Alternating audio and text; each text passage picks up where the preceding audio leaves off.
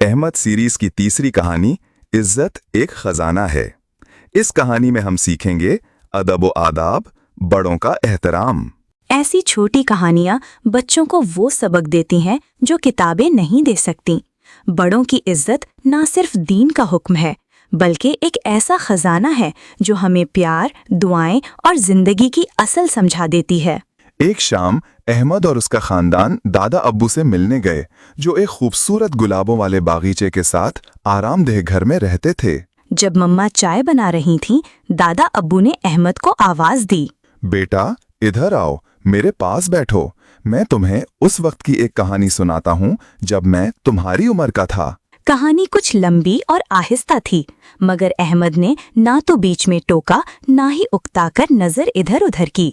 वो सर हिलाकर, मुस्कुराकर पूरी तवज्जो से सुनता रहा।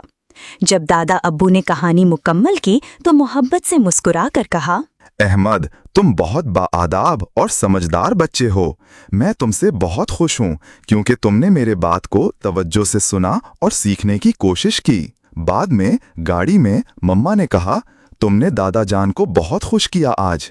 इनाम में मैं तुम्हारा पसंदीदा खाना बनाऊंगी। तुमने दादा अब्बू को बहुत खुश किया सिर्फ इसलिए कि तुमने तवज्जो से उनकी बात सुनी। बड़ों की इज्जत करना बेहतरीन अखलाक में से एक है। अहमद को फख्र महसूस हुआ।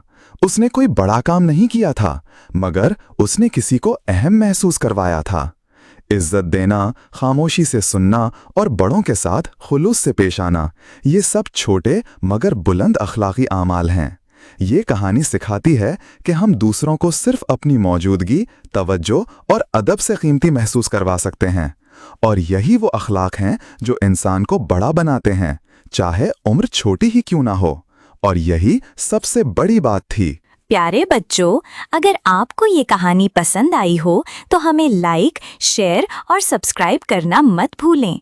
अल्लाह हाफिज, फिर मिलते हैं अगली कहानी के साथ।